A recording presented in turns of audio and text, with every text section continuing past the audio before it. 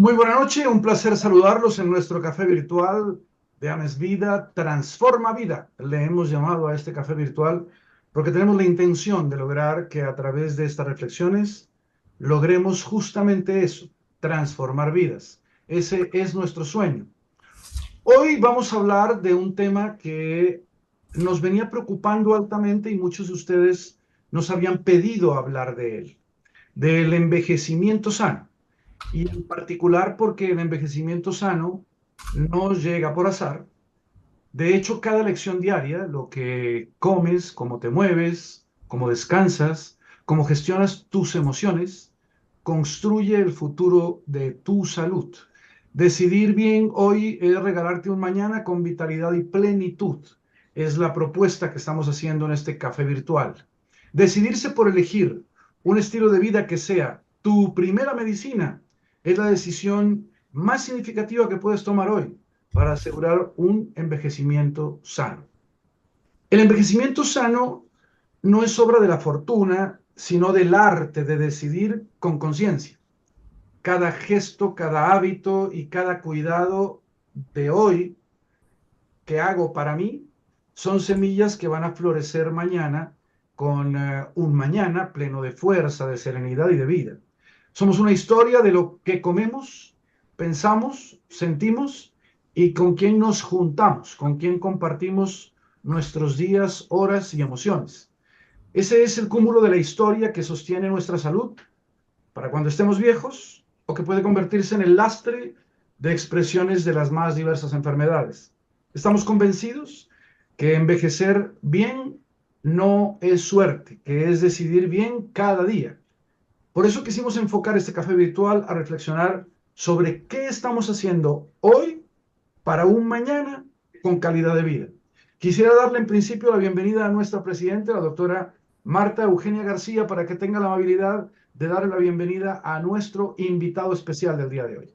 Bueno, pues como siempre, nuevamente les damos una bienvenida pues, muy cordial a todos ustedes, pero hoy sí quiero darle pues un agradecimiento muy especial al doctor Márquez, un internista supremamente conocido, o el doctor Juan José Márquez. De hecho, nos llamó muchísimo la atención su trayectoria, doctor, y el grupo tan inmenso de gente que firmemente lo sigue no solamente por su presencia en las redes, sino por su sólida trayectoria como una persona que entiende muy bien y maneja muy bien todo el concepto de salud desde un entorno, digamos, de innovación preventiva e integral en el individuo. Entonces, de manera que para nosotros es un gran placer y tenerlo hoy como invitado, hablándonos incluso desde una perspectiva de planteamiento de hacia el futuro que nos espera y a todas las perspectivas que tienen nuestras comunidades y nuestras personas, cómo se van a beneficiar de un enfoque diferente de todo este proceso de salud que, que usted ya ha encaminado muy bien. Así que de nuevo, bienvenido y muchas gracias por aceptar nuestra invitación. Muchísimas gracias, doctora Marta, y al doctor Santa Cruz, y por supuesto a Mesvida por esta oportunidad, dirigirnos, y gracias por todas las flores y todas las cosas. Toda No, con el cierta. mayor gusto, pues la verdad es que el doctor Márquez es un hombre que tiene, yo diría, un ángel muy especial. Y él decidió descubrir ese ángel algún buen día y lo trasladó a las redes sociales y es un hombre muy seguido y seguido afortunadamente desde la ciencia y el conocimiento. Y eso, pues obviamente en el escenario en el que nosotros nos movemos y nos desempeñamos, pues nos da una inmensa alegría que las personas que tienen fundamento y conocimiento logren un espacio para que hagamos una construcción de redes que puede ser mucho más interesante. Así es. Sin más, no es para que nos escuchen a nosotros, sino para que tengamos la oportunidad de escuchar al doctor Márquez. Quisiera hacerle una primera pregunta para Claro. empezar la conversación.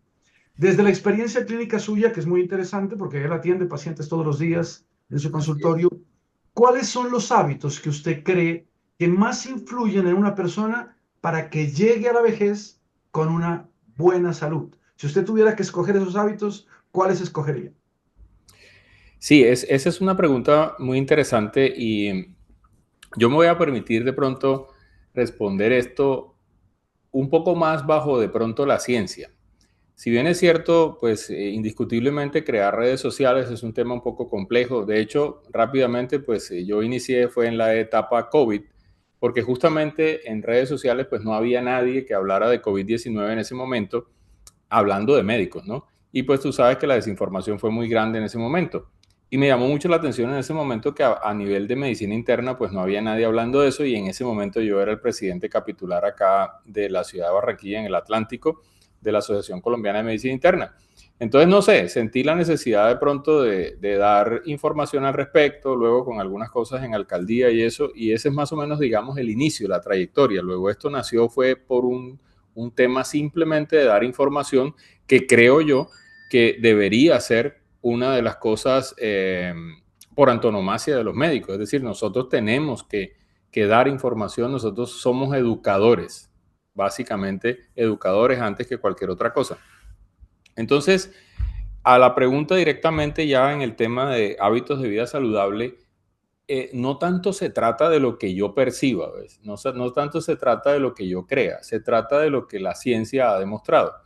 Y pues, aunque suene redundante y suene estar repitiendo cada vez lo mismo, definitivamente hay muchísimos estudios que, para ponerlo en términos comunes, porque sabemos que esto está en redes sociales y queda en redes sociales, una de las primeras cosas es eliminar todo lo que sean, y lo voy a llamar así, los vicios. Es decir, por ejemplo, viene una campaña contra el tabaco desde hace muchísimos años y eso está más que demostrado. Entonces, uno de los primeros hábitos es no fumar, pero a eso ahí sí agregaría yo como una percepción personal, disminuir o evitar al máximo el consumo, por ejemplo, de bebidas alcohólicas. Es algo que se ha normalizado, pero que todos, de hecho, hace muy poco, me perdonan porque no sé el nombre exacto, pero hace muy poquito, unos días quizá, salió publicado un estudio que definitivamente relaciona el consumo de bebidas alcohólicas con cánceres de todo tipo.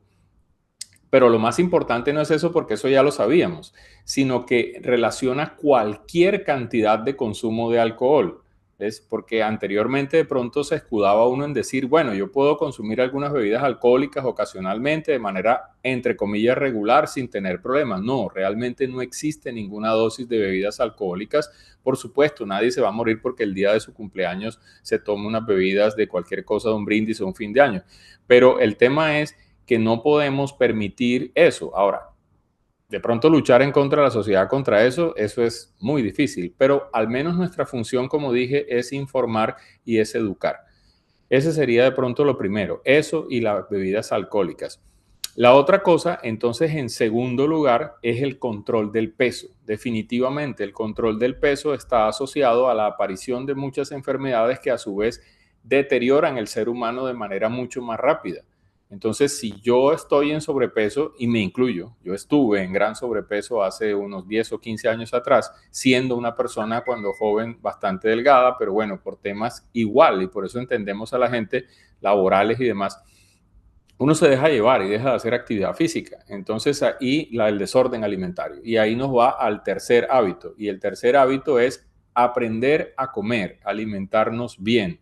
La alimentación es el otro hábito que debemos tener. Entonces, en resumen, sería primero tener una vida lo más sana posible, y me refiero al hecho de no tener ningún tipo de sustancia en nuestras vidas como tabaco, marihuana, hay que decirlo, bebidas alcohólicas o cualquier otro tipo de vicios. La segunda es tener un control adecuado de nuestro peso, y no solo peso, sino control de grasa corporal, que es lo que hacemos hoy. Y la tercera sería la parte de alimentación, y no menos importante, por supuesto, la actividad física, que es un tema un poquito controversial allí. Ahí quiero detenerme porque, es decir, a veces nosotros yo soy un fanático en mis redes sociales y lo saben, de estimular la actividad física a los pacientes.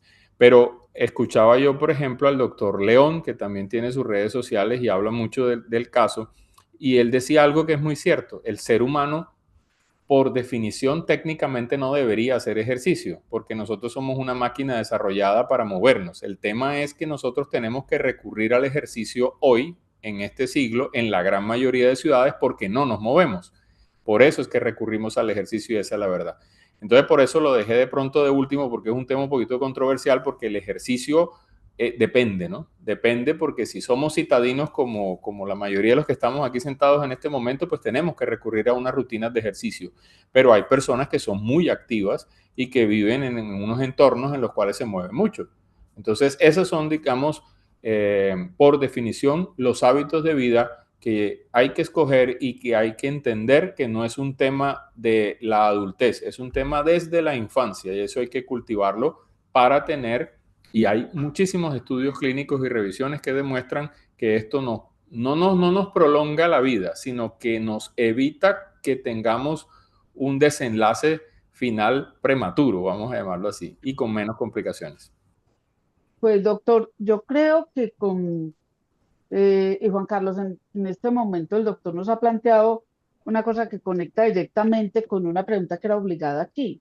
Y era, él nos habla de un montón de hábitos, de decisiones que quizá tomadas desde la juventud o en la mediana edad tienen incluso un mayor impacto en la salud a largo plazo. Cualquier momento es bueno para cambiar de, hacia Total. un estilo de vida saludable, pero a su modo de ver, ¿cuál es ese obligado de esas listas que usted nos hizo? ¿Cuál era esa decisión?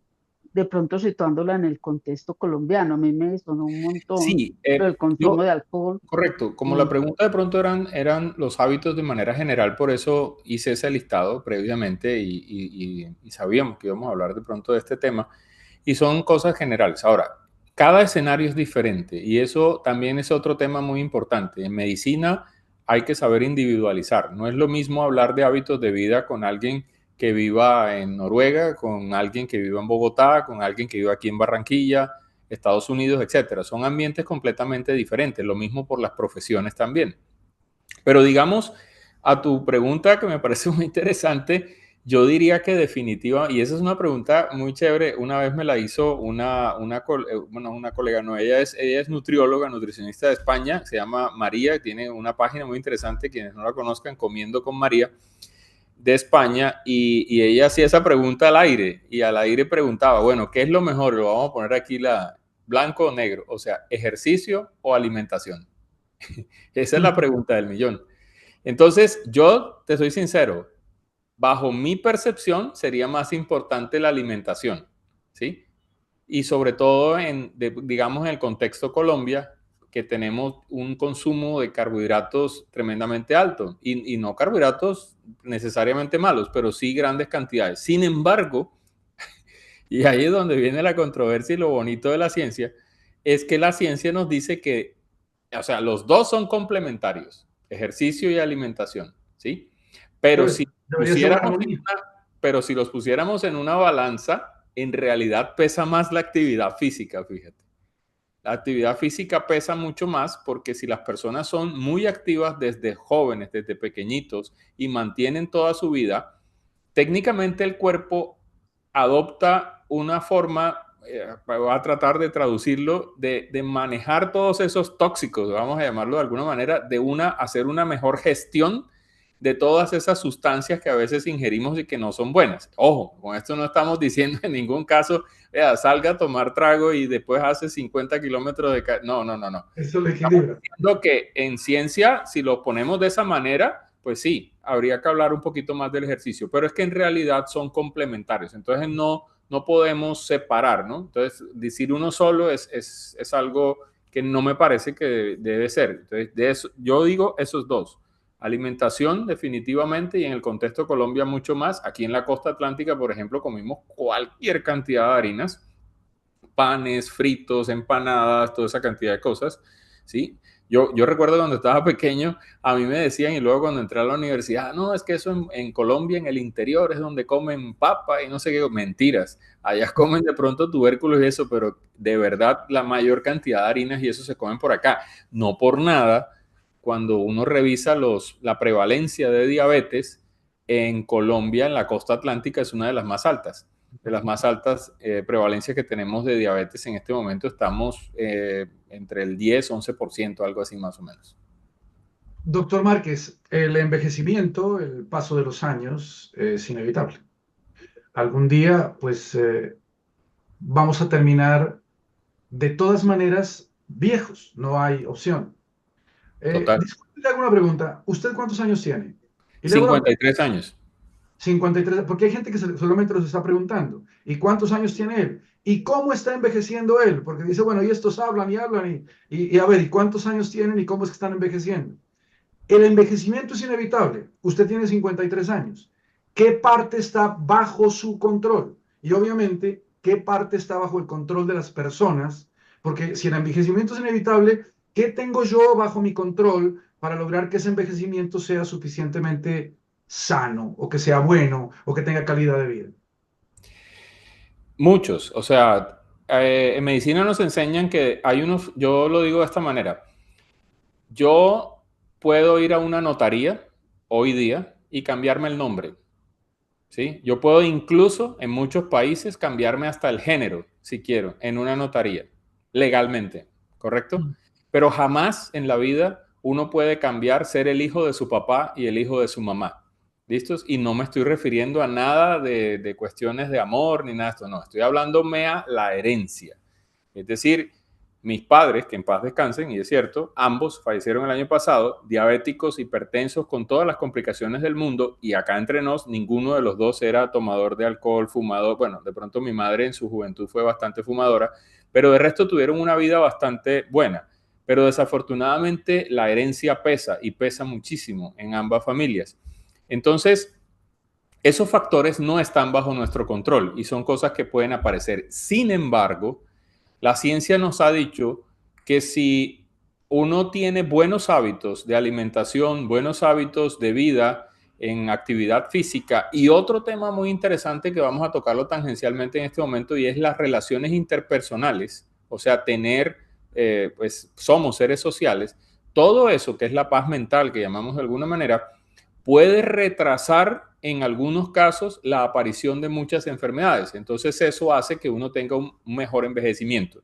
Hace muy poquitos días yo monté un video que lo hice aquí en el pasillo en la clínica y yo les decía, solo como por regañar un momento, a veces hago cosas rápidas, a veces hago cosas más profundas. Y les decía, este concepto: es completamente normal que cualquier persona por encima de los 50 años tenga artrosis, porque en medicina nos enseñan que la artrosis, por definición, no es más que el desgaste articular que se produce por el envejecimiento. Luego, eso no es una enfermedad, sino es un proceso de envejecimiento. Otra cosa diferente es que usted tenga dolor. Luego, lo que no es normal es que usted tenga dolor. Yo tengo artrosis y seguramente ustedes también, pero artrosis por definición. Otra cosa diferente es que una persona de 20 años o 30 le encontremos una artrosis degenerativa. Ahí sí preocúpese y busque, porque tiene una enfermedad que le está causando un envejecimiento prematuro de sus articulaciones, qué sé yo, artritis, lupus, lo que sea. Entonces, ¿el caso cuál es? Hoy vino una paciente a mi consultorio ahora en la tarde, una paciente un poco menor que yo, y ella estaba un poquito reacia al tema de ejercicio y yo le mostré. Entonces me paré de la silla y me agaché rápidamente, pues no lo puedo hacer aquí en cámara porque tengo todo esto poco de luces aquí, y me agaché rápidamente y me levanté y le dije, vea, yo tengo 53 años y por supuesto yo no le puedo decir a usted que sea como yo, cada individuo es diferente, pero lo que le estoy tratando de decir con esto es que para yo poder tener esta movilidad ahora, y si yo le digo además que yo tengo 3 hernias discales, no me va a creer, ¿sí? ¿Ah, sí? ¿Y tiene 3 hernias discales? Sí, eso es verdad.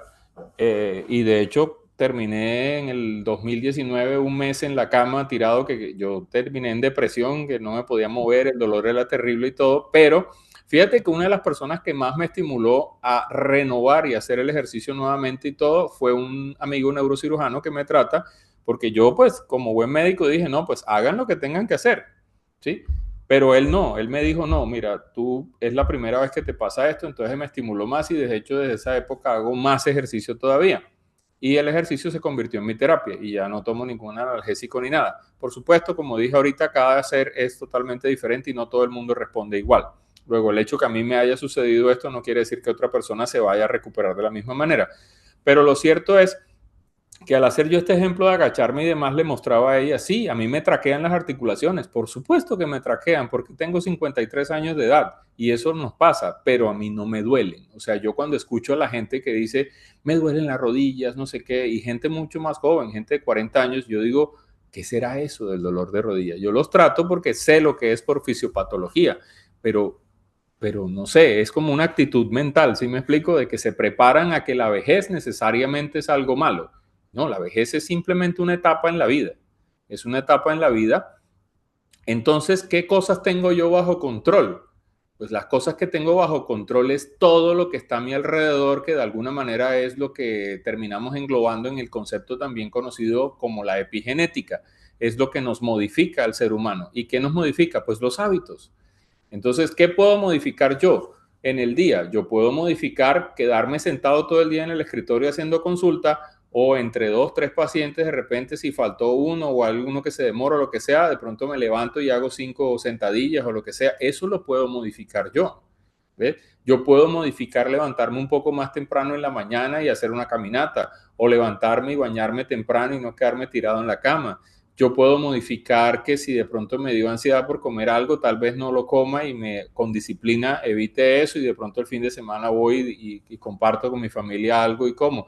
Entonces hay tantas cosas que uno tiene bajo su control y que uno a veces cree que no lo puede hacer, y tiende el ser humano a darle esa responsabilidad a un segundo y a un tercero. Es como llegar, y eso nos pasa cada rato, llegar al médico y doctor, ¿qué va a hacer por mí? Y yo les digo, yo no voy a hacer nada, yo solo le voy a dar a usted las indicaciones y todo. A veces la gente se molesta, pero es así. El responsable de su salud es usted. El que tiene que hacer la gestión de su salud es usted. Sí, me explico. O sea, nosotros los médicos somos unos consultores. En el único momento en el cual realmente, ahora esto sí ya es un concepto personal, como buen médico de urgencia que trabajé muchos años, quizá urgencias y unidad de cuidado intensivo son los únicos sitios, cirugías y esas cosas, en donde el médico es el que realmente tiene todo en sus manos, en el control. Y eso, todo hasta cierto punto, sin quitar la parte espiritual. Entonces, ahí es donde uno toma el control, entre comillas, de las cosas. Pero el resto debería ser de la gente. Uno hace un diagnóstico. Por cierto, la doctora Marta que mencionaba ahora otra cosa muy importante también, y es todo esto es en el ámbito preventivo, pero tampoco podemos de pronto pensar o decirle a una persona, mire, usted tiene diabetes y tiene 62 años y entonces tiene todo el derecho del mundo de deprimirse y todo, y tiene todo el derecho del mundo de saber que venía con una mala vida. Eso no quiere decir que no pueda cambiar. Sabemos por medicina que esa persona de pronto ya no va a poder evitar los daños que tiene, pero sí sabemos otra cosa importantísima, que es lo que se nos olvida mucho y que mucha gente a veces lo ve como ese pensamiento malo, ¿no? O sea, doctor, yo tengo 56 años de edad, tengo diabetes, tengo hipertensión, yo como bien, hago ejercicio, hago todo lo que usted dice, que todo perfecto, yo no tomo trago, no fumo nada, cero. Y sin embargo, vea, me infarté y tengo 3 stents en el corazón. Entonces la siguiente pregunta es, reflexión que les hago es, si usted no caminara, no hiciera ejercicio, no estaría aquí contándome que tiene los 3 stents, se hubiera muerto en el infarto. Entonces, su cuerpo soportó porque usted tiene buenos hábitos. Y de la misma manera, el que tenía malos hábitos, si los retoma en su vida, tenga la edad que tenga, puede evitar una complicación futura.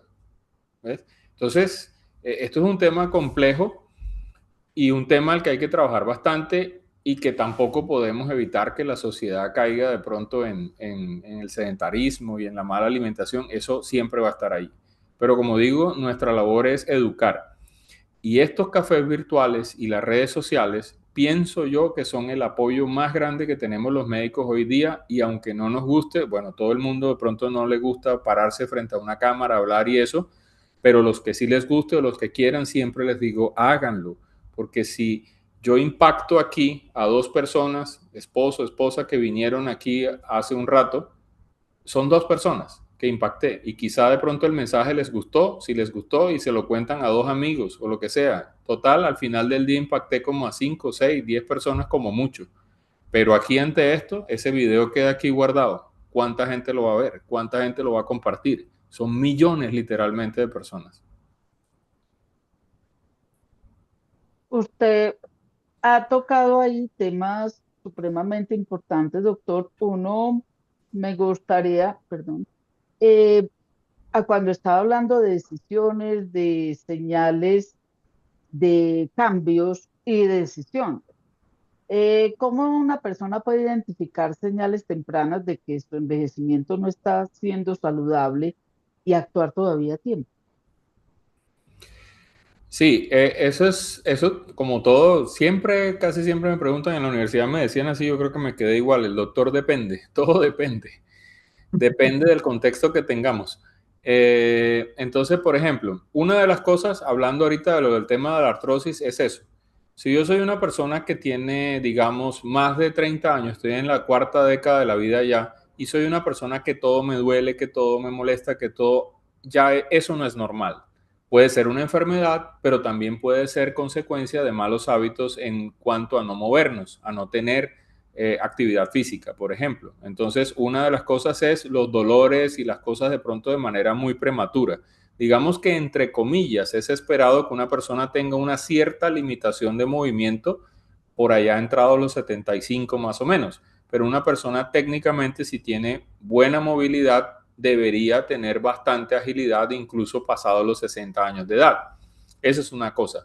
Otra cosa que también nos debe preocupar es el peso, y esto no es un tema o sea, puede ser un tema de farándula y un tema de que nos veamos bien y todo el tema que la gente lo ve como estético, sí, eso es cierto, y es impresionantemente malo ver cuando uno ve las encuestas y se da cuenta que de cada 10 pacientes que consultan al médico por obesidad, 8 lo hicieron por estética, solo 2 lo hicieron por salud.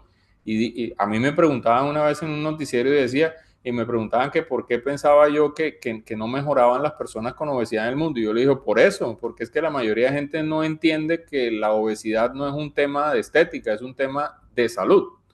Entonces, si yo estoy, digamos, no voy a decir que sea aceptable, pero es esperado que un muchacho joven pueda tener algo de sobrepeso, sí. Pero si yo tengo más de 20 años y estoy en sobrepeso, eso es una alerta. Es una alerta porque produce envejecimiento. La piel, entonces, esa es otra cosa. Bien, todos tenemos herencias diferentes y demás.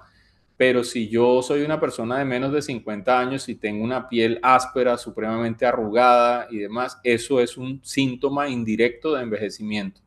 Entonces yo tengo que, de envejecimiento prematuro me refiero. A calvicie, por ejemplo. Yo sé que el doctor ahora va a decir, yo tengo ya que me pare el pelo. No, esto es para tener una posibilidad aeróbica en la cancha del squash. Ok, tener mejor aerodinámica. Exactamente. Exacto, sí, pero ojo, porque nosotros los hombres perdemos cabello. Sí, ahora eso va ligado necesariamente al sexo y a la herencia, Sí. definitivamente. Ahora, yo tengo 53 y todavía tengo mi cabello aquí, listo. Yo, ojo, no uso ningún Cuando tipo de... usted llegue a mis 92 va a estar igual que yo. Seguramente, exactamente. Pero entonces el punto que yo quiero decir es, ojo, una cosa es que a mí se me caiga el cabello de manera prematura y otra cosa es que con el pasar de los años tenga caída y pérdida de pronto del cabello. Pero volvemos al mismo tema de las edades. Si yo tengo menos de 50 y ya se me cayó media cabellera y aparte de eso el pelo es de mala calidad, es que no solamente es el hecho que se me caiga, es que el pelo que me quede o por ejemplo la barba, entonces resulta que se me cayó aquí, pero la barba también es de muy mala calidad, o sea que es frágil el cabello, esos son síntomas de un mal envejecimiento en esa persona. ¿Ya? ¿Qué más te digo yo? Yo diría que de pronto eso como externamente, digamos, para que la gente lo pueda visualizar. Entonces, dolores en el cuerpo, inflamaciones prematuras, daños en la piel, alteraciones en el cabello, todo eso hace parte de lo que es un envejecimiento mal llevado. Ya el resto, digamos que sería más de parte nuestra. Y ahí entra el tema también de un hábito que, bueno, podríamos llamarlo, de pronto no lo había tenido en cuenta, pero se me ocurre un hábito más, y es el hábito que todo el mundo, nadie pone en duda que si compra un vehículo nuevo tiene que ir a hacer un mantenimiento cada X número de kilómetros, por lo menos para cambiar el aceite. Una moto o lo que sea, por lo menos para eso. Eso no lo pone en duda nadie. Pero nosotros, entonces, ¿qué hace la gente? Entonces, yo que recibo pues mucha gente de riesgo cardiovascular, gente que aquí que operan de corazón, después vienen acá a la consulta, que me los manda el cirujano y esto, y yo escucho todos los días la misma cosa. Doctor, es que, ¿cuándo fue usted a la última vez? No, yo no me hacía revisar por nadie. ¿Y por qué? No, porque yo me sentía bien. Entonces nosotros hacemos los mantenimientos que de regla nos dicen en todos los objetos que compramos, el vehículo, el televisor, la licuadora, todas las cosas, pero no nos cuidamos nosotros. Y mucha gente a veces, desafortunadamente, también a veces ataca en redes sociales y dice, es que los médicos quieren no, ningún negocio. Es que el ser humano tiene que ir al menos una vez al año. No tengo nada, fantástico, entonces será un control muy rápido. Pero cada edad tiene algo que aumenta el riesgo. Entonces, por ejemplo, en las mujeres está el fantasma de las neoplasias de mama y de útero que hay que revisar después de los 40. En nosotros los hombres la próstata, el cáncer de colon, problemas visuales, por ejemplo. Todo eso hay que ir revisándolo. Y la orientación debe ser hecha por personal médico. Ahora, no necesariamente médicos especialistas de entrada. Para eso está la atención primaria. Eso es la atención primaria de verdad. Infortunadamente, mi querido doctor, la sociedad e incluso la escolaridad no nos educa para la salud. Porque si nos educara para la salud, pues muy probablemente pues tendríamos un mejor estilo de vida adoptado tempranamente, quizá en la infancia incluso. Pero no nos educan para la salud. De hecho, las personas descubrimos la salud el día que se expresa algún dolor o concretamente algún tipo de patología o enfermedad. Y esa es una enorme tristeza. Permítame, mi querido doctor, depende, llevarlo al escenario de la medicina de estilo de vida. Porque allí en la medicina de estilo de vida hay uno de los pilares fundamentales que es el relacionamiento. El relacionamiento está muy asociado a la manera en que podemos ver la vida desde la alegría y la felicidad o empezar a verla desde un escenario de tristeza y de pérdida por la manera en cómo nos relacionamos. Y por eso quisiera preguntarle de manera concreta, desde su óptica clínica y su experiencia, ¿qué papel considera usted que juega la conexión social con el envejecimiento sano? ¿Qué tanto las relaciones van generando un proceso proinflamatorio si son tóxicas o un proceso de detención de los procesos proinflamatorios si eventualmente yo tengo o construyo o elijo gente para compartir mi escenario de vida de manera adecuada, con propósitos de vida similares y demás? ¿Qué papel juega esa conexión social? Juega un papel fundamental. Lo mencioné hace unos minutos atrás. El ser humano es social. Bueno, ahora tenemos las redes sociales, aunque las redes sociales realmente nos hacen es una cosa virtual, pero ese contacto no es sano, no es sano. O sea, es bueno para educar, es bueno para llegar, es bueno para entretener, pero necesitamos el contacto físico y eso lo hemos ido perdiendo mucho. Y yo creo que para responder de manera concreta, zonas azules. Las zonas azules del mundo, hay un muy buen documental en una plataforma. Bueno, esto no nos están pagando ni nada, podemos mencionarlo. En Netflix hay un muy buen documental al respecto, porque a veces los documentales se parcializan mucho, ¿no? Pero ese documental es muy bien hecho, está muy bien hecho, de verdad. Y está muy bien documentado también. Y allí resaltan tres cosas. Las zonas azules, para quienes no lo saben, son las zonas que se han identificado en el mundo en las cuales tenemos personas más longevas, pero ojo, no solo más longevas, sino saludables también. Y con una muy buena calidad de vida. Correcto, con buena calidad de vida, incluso, y ahí es un tema interesante, incluso con enfermedades crónicas. Porque yo puedo tener buena calidad de vida siendo hipertenso, buena calidad de vida siendo diabético, buena calidad de vida teniendo, qué sé yo, una insuficiencia renal, una falla cardíaca, cualquier cosa. Puedo tener buena calidad de vida. Entonces, en esas zonas hay muy buena calidad de vida. Y las tres cosas que durante todos los capítulos de ese documental y en el libro, quienes quieran leerlo, se recalcan son alimentación, actividad física y lo que ellos llaman las redes sociales, pero no las redes sociales estas de virtuales, sino las redes de el vecino que necesito, como decía uno, la tacita de café, entonces voy donde el vecino para que me preste, o no, que el niño necesita tal cosa, entonces no sé qué hacer, pero el de la esquina, el amiguito, él sabe matemática, entonces me enseña. Eso, el vecindario, que se ha perdido mucho. Listo, yo sé que hay temas de seguridad y cosas en muchas ciudades, pero eso, la parte social. Y la parte social sirve para muchas cosas, aparte que nos desestresa al ser humano, nos baja, digamos, y eso, hablando ahora sí médicamente, nos disminuye, por ejemplo, niveles de cortisol, que es una de las sustancias que es necesaria para el cuerpo, pero en exceso nos envejece rápido, ¿sí? Y al mismo tiempo también ayuda a veces, porque hay mucha gente que a veces tiene cosas y no sabe. Entonces, no, pues la gente piensa que tiene X síntoma, que puede ser malo, y de pronto lo adopta como algo normal para ella porque no sabe, pero comentándolo con los amigos y demás se da cuenta de algo y los hace automáticamente ponerse alertas, digámoslo así. Entonces, sí, definitivamente. Y ojo, ser un ser social y tener interacción social no significa tampoco lo que mucha gente cree, ser el amiguero. Salí, tengo 50 personas alrededor y abrazando. No, no, no, no, no, no. Es simplemente significa, es que con que usted tenga con una mano contada a sus buenos amigos y se reúna de vez en cuando, hable, se comparta cosas, eso es más que suficiente.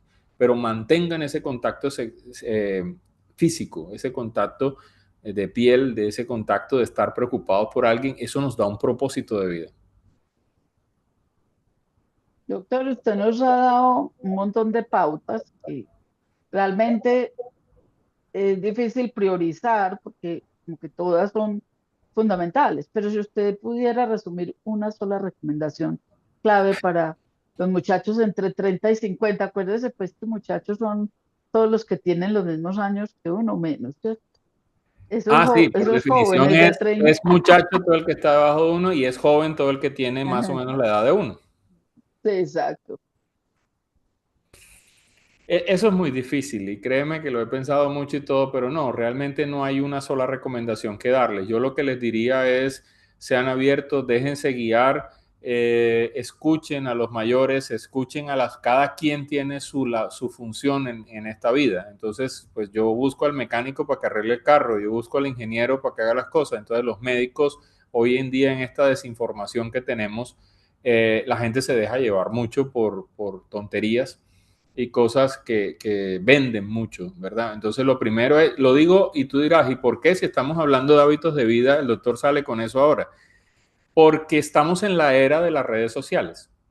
Hace muy poco hice una conferencia también por Red Colaf, aquí en Barranquilla, que tenían el congreso, bueno, el espacio que tenían en el Congreso de Obesidad, y estaba hablando del poder de la comunicación y estas cosas en redes sociales. Resulta que el mundo tiene 8.000, no sé, 200 millones de personas más o menos somos en este momento en el mundo. Y en redes sociales, y estos son datos reales, de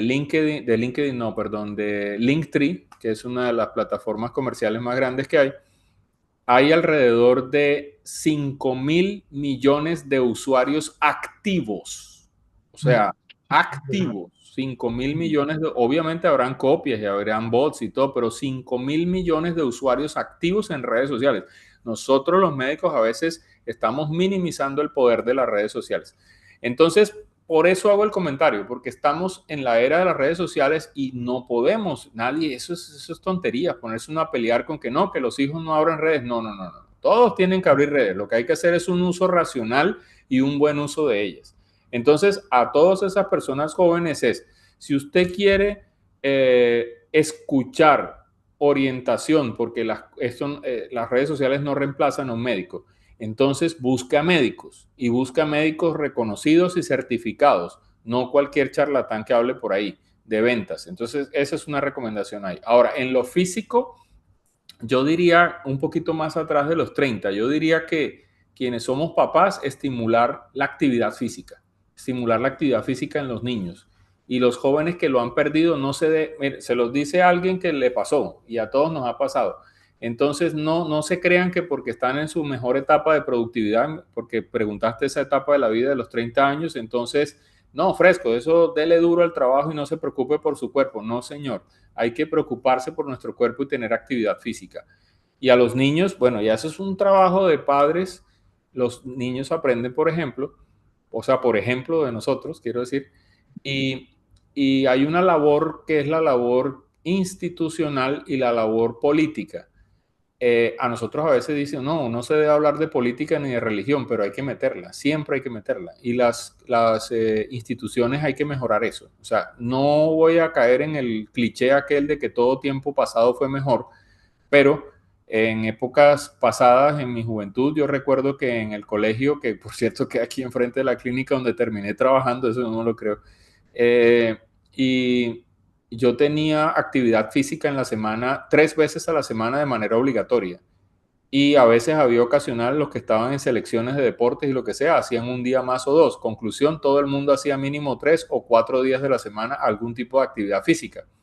Hoy en día, mis hijas, que ya todas se graduaron, todas tenían un solo día de la semana de educación física. ¿Por qué no? Porque es que ahora es más importante que se aprendan 50,000 cosas porque es que las pruebas a ver o que porque tienen que ir al concurso de no sé dónde y ser genios de no sé qué cosa, y se les olvidó que somos un cuerpo físico y que no solamente somos cerebro. ¿Ves? Que por cierto, la actividad física disminuye la aparición del Alzheimer también. Entonces, definitivamente yo creo que sería eso, la actividad física. La actividad física. O sea, digo, si toca escoger de pronto así alguna cosa importante. Yo quiero empujarlo un poco al escenario este de la medicina de estilo de vida, mi querido doctor, e invitarlo un poco a que reflexionemos sobre este particular. La medicina de estilo de vida está planteada fundamentalmente para que a través de un abordaje de estilo de vida como medicina, pues se puedan tratar enfermedades. Pero a nosotros nos encanta el otro abordaje, que es que si el estilo de vida se convierte en una medicina, o sea, si la persona elige un estilo de vida que sea su primera medicina, podría tener una posibilidad de envejecer sano. ¿Usted está de acuerdo con ese planteamiento? ¿Le gusta el planteamiento? Y si el planteamiento le gusta, mañana mismo lo esperamos como miembro de Amesvida. Si me dan la membresía anual. No, sí. Más que estar, no se trata de pronto de estar de acuerdo o no. Y yo voy a decir algunas cosas que bajo mi óptica. El concepto, tú te refieres al concepto de la salutogénesis, ¿correcto? Nosotros los médicos estamos dados o formados más por el concepto de la fisiopatología y la patogénesis de la enfermedad. Yo pienso que, honestamente, no sé en qué momento se abrieron los brazos, diría yo. La salutogénesis o el concepto de la salud como prevención y eso es una cosa muy vieja. Mucha gente piensa que eso es un tema nuevo y que eso es un tema de moda. No es de moda. Lo que pasa es que los médicos, insisto, no teníamos presencia en redes sociales y como ahora la tenemos, entonces se volvió moda. Es lo mismo que la medicina lifestyle, entonces en Estados Unidos, y entonces la gente cree que es una cosa nueva. No, ese cuento viene desde por allá de la década de los 50 o 60 más o menos. Eso no es nuevo. Ahora, lo que pasa es que de pronto lo que yo tal vez sí veo un poco diferente, o yo lo veo así, es que el concepto de salud o salutogénesis es un concepto que sirve más como para orientar y la investigación dentro de la misma enfermedad. Es decir, para orientar, más no como una guía como tal, porque ahí viene un tema que yo con esto que voy a decir es con algo que yo no estoy de acuerdo y que todos los días lucho, justamente en redes sociales. Y yo percibo en muchos colegas que se ha vuelto esto una polarización tremenda. Entonces, ¿a qué voy?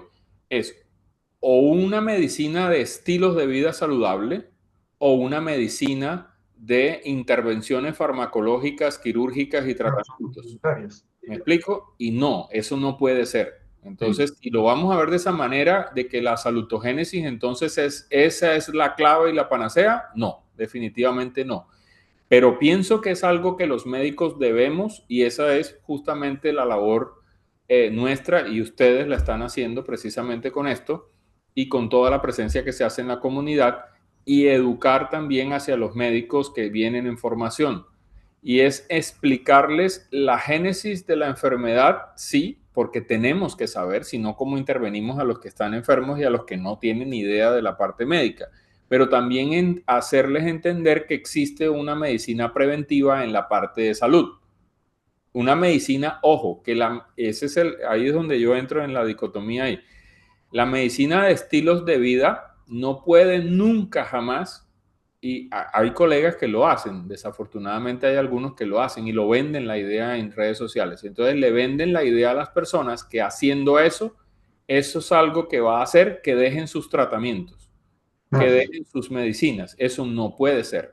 Es totalmente diferente el escenario de alguien, entre comillas, y siempre hablo así entre comillas porque no hay nadie sano en el mundo del todo, joven, digamos, un muchacho, 15 años, 20 años, que no tiene ninguna enfermedad, que no padece nada, que no tiene vicios ni nada. Es completamente diferente tomar a alguien, entre comillas, también virgen en ese momento en salud y enseñarlo a tener buenos hábitos para cultivar una buena salud, pero que esa persona también entienda que si en algún momento del camino se presentara alguna enfermedad, todos esos hábitos van a hacer que esa enfermedad sea más fácil de tratar, pero que cuando sea necesario intervenir farmacológicamente, va a ser porque existe la evidencia científica que dice que esa intervención le va a ayudar. ¿Me explico? Entonces yo soy dado más a eso, soy dado más al equilibrio. Lo que tenemos que buscar, mejor dicho, en medicina es volver a encontrarnos otra vez, volver a hacer una fusión, por así decirlo, de los conceptos y entender que no hay un concepto suelto. Eso para mí no existe el concepto solo de la prevención y el concepto de la intervención. Ambas cosas deben ir de la mano. Sin duda, lo que más claramente ha venido generándose a partir de esta afirmación es esa idea que obviamente es falsa y que de ninguna manera nosotros compartimos, que es la visión de que o el estilo de vida o la farmacia. Eso De no es así. acuerdo. Y hay una cosa que es muy importante que nosotros hemos afirmado, entendiendo que los profesionales de la salud deben desarrollar una habilidad y una destreza de prescripción de estilos de vida, junto con la prescripción de medicamentos. ¿Para qué? Y le pediría que usted nos dé una opinión sobre eso. Para que sea factible que la promesa terapéutica del medicamento se cumpla. Porque la promesa terapéutica del medicamento, si no hay cambio en el estilo de vida, no se cumple. Eso es una cosa bastante clara. Por eso las recomendaciones deberían ser de lado y lado. ¿Qué tanto están preparados los profesionales de la salud para medicar también estilo de vida como complemento a la salida farmacológica? Eso es muy difícil y sobre todo yo de pronto que estoy alejado de la parte docente de universidades y cosas hace muchísimos años, entonces no podría darte una respuesta clara en ese aspecto de decirlo, pero puedo decir mi percepción. Mi percepción cuando yo, por ejemplo, hago una conferencia en un congreso o algo así, uno se da cuenta, incluso por las caras, sobre todo las nuevas generaciones, que realmente no les hablan de esto en las facultades mucho. Entonces, ¿qué podemos hacer? Pues, no sé, hay que hacer mayor presencia a nivel de por ejemplo, yo pertenezco a la ACMI, que es la Asociación Colombiana de Medicina Interna, y siempre he dicho, y bueno, se ha hecho en los últimos años, tratar que en los congresos médicos no solamente se hable de la última intervención en farmacología, la última intervención quirúrgica, etcétera, y todo esto que lo sabemos, sino que siempre hayan pequeños simposios dentro que hablen solamente de estilos de vida y esto, y algunos y han sido exitosos porque uno se da cuenta cuando ve las salas llenas, precisamente porque les causa novedad. Les causa novedad que hablemos de este tipo de cosas. Entonces, esa es una parte, digamos, para la educación y yo no podría decir que no se les enseña porque no me consta, pero la percepción que tengo por ese tipo de asistencias que haces cuando hacemos ese tipo de eventos es que una que les llama mucho la atención y la otra, pues que si les llama la atención por lo regular es porque no lo reciben en la academia, ¿sí? Es lo que yo percibo. Y es algo que tenemos que que tenemos que continuar porque ya esto empezó a enseñarle a las generaciones nuevas y transmitirlo.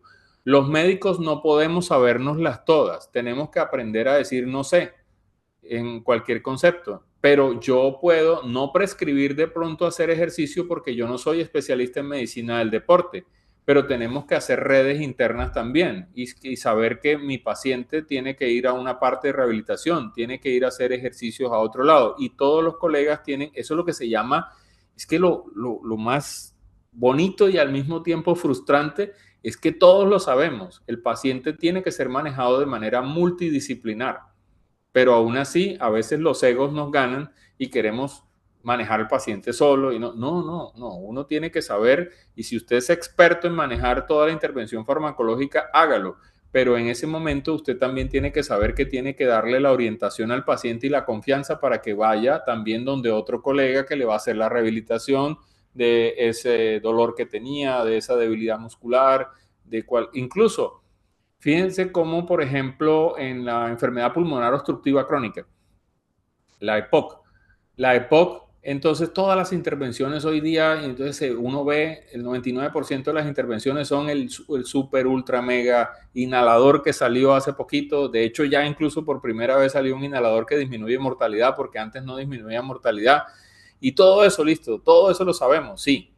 Y muy poca gente se le ocurre que una rehabilitación física puede mejorar a un paciente con problemas respiratorios. Hacer ejercicio orientado bien hecho lo puede hacer. Tengo un caso de un familiar de 80 años. Está feliz porque por primera vez en la vida alguien en la EPS lo mandó a rehabilitación y él decía, ¿yo para qué voy a ir a eso? Y ahora es al revés. Venga, y eso no lo podemos hacer a mi esposa porque es que yo eso voy allá y me hacen hacer ejercicio con unas bandas y unas cosas y yo me siento mejor. Entonces miren cómo eso, por ejemplo, un detalle tan pequeño que a alguien se le ocurrió de pronto a un médico relativamente joven, y entonces termina siendo un gran impacto en esa persona. Entonces, definitivamente la medicina preventiva es algo que no puede quedar solamente en un espacio de unos locos que se les ocurrió eso, porque esto no es nuevo, sino transmitirlo a las nuevas generaciones. ¿Ves? Ahora, de otro lado, otra cosa que también veo interesante es que veo que en las nuevas generaciones, no sé cómo estén en el tema de alimentación, pero por lo menos en la parte física, los médicos nuevos se están preocupando un poquito más por ellos, por la parte física. El problema es que no lo trasladan a los pacientes. Pero sí, definitivamente eso es algo que hay que hacer y hay que continuar. Y nuestra presencia definitivamente es indudable, hay que tenerla y mantenerla en todos estos eventos, en los congresos, simposios, estimular todo eso. Doctor, usted ha tocado ahí un elemento muy clave con el cual nosotros estamos muy vinculados, que es la parte de qué estamos haciendo para que esto se enseñe. Definitivamente, bueno, ahí tengo unas buenas noticias y eso yo creo que le da más ganitas de pertenecer a Mes Vida. Sí, estamos muy involucrados con las alianzas con la academia. En mi caso, yo sí, ese es mi trabajo en la academia precisamente y en la investigación, queriendo hacer mucha presencia con unos retos muy grandes, porque usted lo mencionó hace algún rato, incluso en otros niveles de la educación. Unos temas han ido desplazando a otros, manteniendo los mismos tiempos curriculares. Tenemos programas que tienen unos límites de tiempo y todo el mundo lo que quiere es venir a crear cursos, cursos y cursos, y eso desplaza contenidos que son vitales. Eso es importante. Sí, dígame. Disculpa que te interrumpa, discúlpame, porque tocaste un tema que alguna vez lo critiqué mucho yo justamente a nivel de ACMI, pero lo critiqué pues constructivamente, y es ese tema. Alguna vez yo propuse, por ejemplo, algo que yo no soy el único, que buscáramos la manera de pronto que en la academia se metiera así fuera, sino un semestre, por lo menos un mes o algo así, de educación en obesidad, que es uno de los grandes males del mundo. ¿Sí? Y entonces la respuesta fue eso que dijiste tú, pero hagamos un curso. Entonces sí, eso suena fantástico, pero si hacemos un curso de obesidad, un curso para dejar tabaco, un curso para hacer ejercicio, un curso, no te va a alcanzar la vida para hacer cursos. Entonces, obviamente habrá un especialista para cada cosa, pero definitivamente tenemos que buscar los espacios. Ahora sí, discúlpeme. No, te ha traído lo que es. Entonces le cuento que hay un paralelo a esto, muchas de las asociaciones dedicadas a la medicina de estilo de vida en el mundo. En particular, debo mencionar pues el liderazgo quizá de alguna de las europeas, de la Asociación Americana de Escuelas y Colegios de Medicina y de la Asociación Americana de Medicina de Estilo de Vida, que han creado programas para empezar rápido en los promover la inclusión del tópico en el currículo de las profesiones de la salud. Ahora mismo, por ejemplo, yo coordino un curso regular y un curso electivo con ese nombre. Pero además le debo decir que en Colombia hay universidades de mucha avanzada al respecto. Por aquí yo había visto a la doctora Laura Jaramillo de la Universidad Javeriana conectada hace un ratito.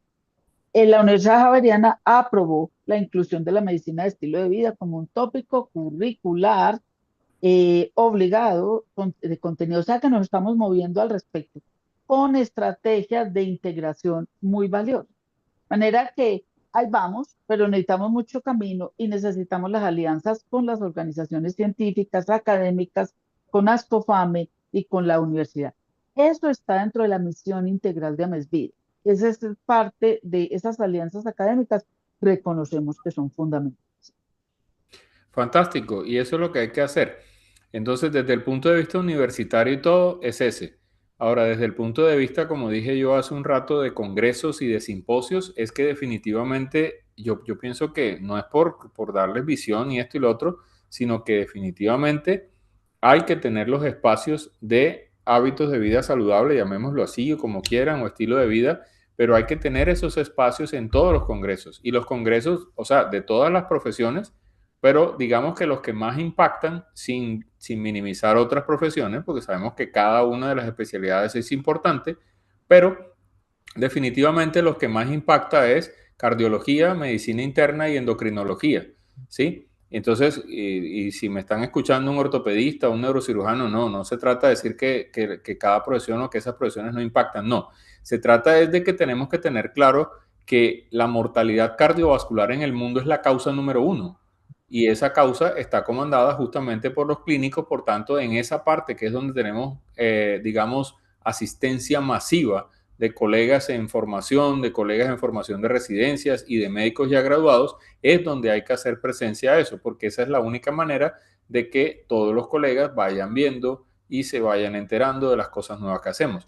De otro lado, por ejemplo, y yo lo digo con todo respeto y de ignorancia, yo como internista, y ustedes saben, uno como internista es como se dice el ñoño de la película. Nosotros buscamos la guía que salió, no, de hecho, y no te estoy diciendo mentira, o sea, cuando vamos a hablar de esto, aunque yo estoy hablando aquí en una conversación y todo, no se crean, aquí tengo en pantalla 1, 2, 3, 4, 5 estudios clínicos que busqué ahora en la tarde porque yo dije, no me van a corchar con una pregunta. Y ahí encontré un montón de cosas, ¿ves? Entonces, esos somos los internistas, ¿ya? Y somos los que buscamos ese tipo de cosas. Entonces, ¿a qué voy con esto? Voy a que, aunque ustedes no lo crean, las redes sociales a mí me obligaron a buscar y me obligan a que cuando yo digo un chiste en medicina o cualquier cosa, lo leí. Y me obligan a estar leyendo cosas. Y entonces, aunque no lo crean y se van a ir para atrás, yo pensaba ignorantemente que no habían estudios grandes en medicina de estilo de vida, de alimentación, de actividad física, y eso es lo que hay, cualquier cantidad de cosas, pero eso lo minimizan mucho en la visualización, sobre todo a nivel de congresos, ¿ves? Y a nivel de la academia, bueno, pero ya me acabas de decir eso, que es muy importante, a nivel de la academia no se tiene en cuenta. Entonces, volvemos al mismo punto de ahorita de partida. No se trata de decirle al estudiante de medicina, vea, si usted logra que su paciente haga ejercicio y no sé qué, entonces va a controlar su diabetes. No, va a controlar mejor la diabetes. Pero no es que eso va a evitar que tenga que usar. Y cierro el concepto con la última paciente de la tarde. Una paciente de 49 años de edad, diabética desde hace 18, bueno, diagnóstico de diabetes, ¿no? Porque sabemos que empieza un poquito antes, desde hace 18 años. Ella es running, maratonista semiprofesional, hace ejercicio, tiene lo que se denomina, para resumir, un estilo de vida fit. Y ella pues estaba bajo tratamiento primero solo con metformina, luego avanzó a una mezcla de sitagliptina-metformina, no tiene ningún evento cardiovascular ni más nada asociado. Y hoy su consulta fue porque primero pues muy gratificante decir, doctor, me lo recomendaron. Uy, eso uno se siente como bien, algo estoy haciendo bien desde que lo recomendaron. Y la otra cosa es, doctor, yo no sé qué más hacer. porque yo hago todo, las cosas bien, y me contó toda su vida en un resumen, y sí, la señora nunca ha fumado nada, cero, y todos muy buenos hábitos, ¿no? Pero ella no entendía por qué progresivamente, a pesar de todo, su hemoglobina glicosilada iba subiendo. Ahora, no está mal, tiene 6.3%, pero es que ella me decía, doctor, pero es que hace 3 años yo estaba en 5.8 y estoy haciendo lo mismo. ¿Ve? Entonces, ahí me tocó explicarle, es que ya tienes 49 años y como tienes 49 años, el cuerpo también se va agotando en algunos recursos y eso es lo que pasa. Probablemente le dije, le mandé obviamente unos exámenes porque tengo que actualizar las cosas, dije, probablemente vamos a requerir otro fármaco. Pero ella tiene razón en algo, y eso es algo que tiene muy claro.